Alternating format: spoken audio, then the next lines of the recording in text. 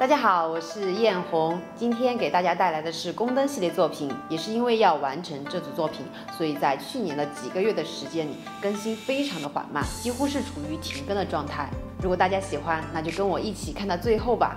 首先给大家带来的是凤凰灯笼的制作，这个灯笼的灵感来自于我国传统纹样凤穿牡丹。牡丹的花瓣和叶子是用铜网掐丝的方法来进行制作。这里一共做了花瓣120片左右，叶子50片，再将花瓣和叶片进行组合，一朵立体的金丝牡丹就这样完成了。灯笼的灯体部分做成花篮的形状，底部是莲花底，将灯体托起来，将铜片掐丝做成莲花的花瓣，这里做花瓣32片。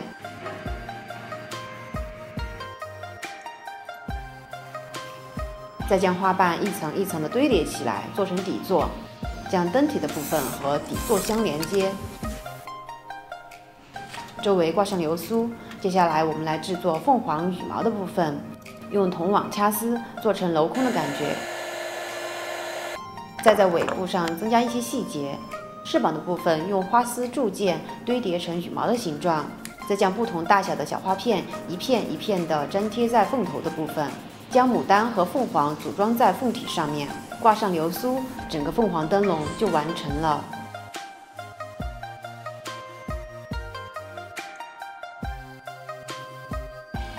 接下来我们来制作龙主题灯笼的这个部分。龙这个灯笼的灵感来自于成语“二龙戏珠”，出自《红楼梦》第3回，头上戴着素发嵌宝紫金冠，齐眉勒着二龙戏珠金抹额。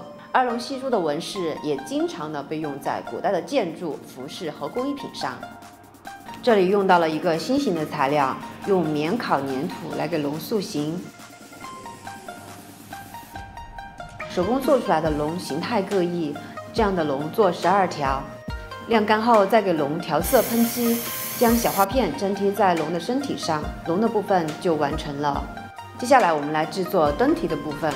这里将灯分为上、中、下3个部分，上下部分都分为6个面，每一个面上都有龙形铸件装饰。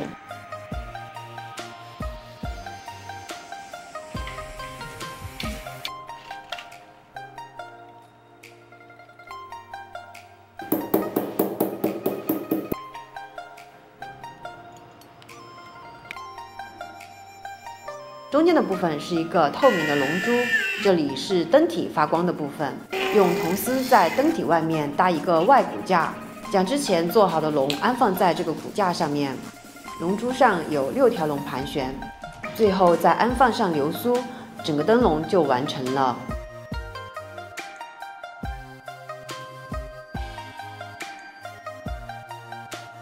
接下来制作的是鹤主题的灯笼。这个灯笼的灵感来自于瑞鹤图中鹤在建筑上盘旋飞舞的壮丽景象。建筑的部分，这里用到的是模型做底，由于这种模型一般为胶水连接，并不能托起整个灯笼的重量，所以将这里的连接方式都改为螺丝固定，去掉模型的底层，只取第2层和顶部2层，其余的部分每个有支撑的地方都用铜丝加固。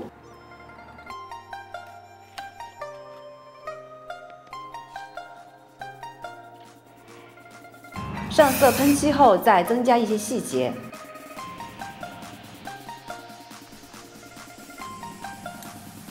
灯体的部分，这里用到的是亚克力来进行制作，这里制作成6边形，在每个上面都用花片装饰。下面底座的部分也是用相同的方法做成6面体，再增加一点点的细节。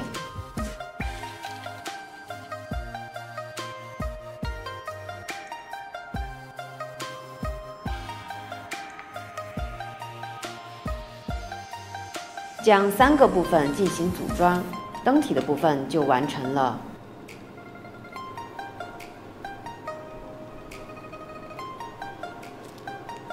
接下来我们来制作鹤的部分，这里一共制作了6只鹤，用铜网掐丝制作翅膀和鹤尾巴的部分，铜丝制作腿，再将2毫米的花瓣一个一个的粘贴在鹤的身上。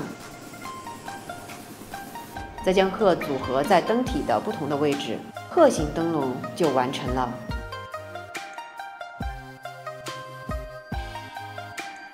接下来制作的是麒麟主题的灯笼。麒麟是我们中国古代神话中的瑞兽，是吉祥的象征。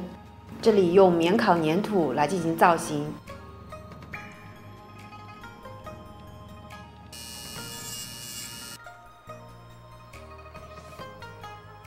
捏完后再进行上色和喷漆。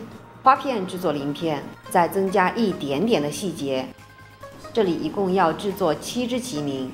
灯体的部分是一个立体的结构，有20个面，除开上下2个面是空的，用于连接以外，其余的面都有边框和亚克力板。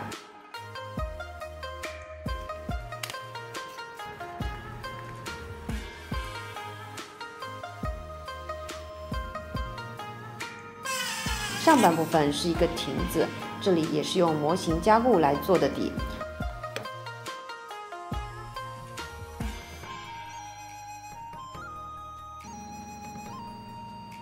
组装好以后，再进行上色和喷漆。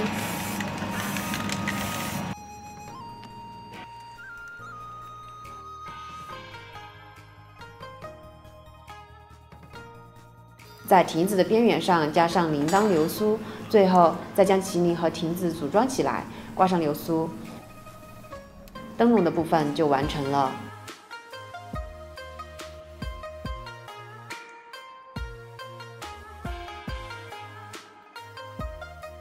能够看到这里的小伙伴，我觉得一定都是真爱。大家可以在弹幕上打出“真爱”2个字。如果大家喜欢本期视频，一定要记得给我点赞、评论、关注我哟。接下来到了制作底座的部分了。底座是龙凤的主题，底座是用木头制作而成，在表面上镶嵌了金色的配件。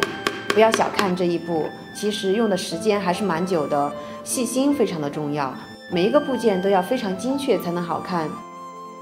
这里用米珠做了一些高粱，别看就这一小簇，每一簇上可有上百颗小米珠，就做这几簇，手指都肿了。中间的圆形部分，这里是以亚克力环为骨架，承接大部分的重力。上方盘旋一条金龙，龙上色后用花片一片一片的粘贴成整齐排列的龙鳞。底座最上方有一个龙门，这里用亚克力来进行制作，再增加一点点的细节，这个部分就完成了。凤凰的制作与凤凰灯笼的方法是相同的，将之前做好的牡丹和凤凰都组合在这个圆环上，装好其他的配件部分，底座就完成了。最后还制作了2个高1米的龙头灯笼架，真的是特别大的工程。不知不觉2022年就这样结束了。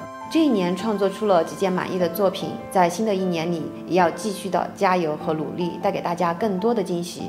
希望本期视频能够将福瑞带给大家，祝大家在新的一年里福瑞满满，心想事成。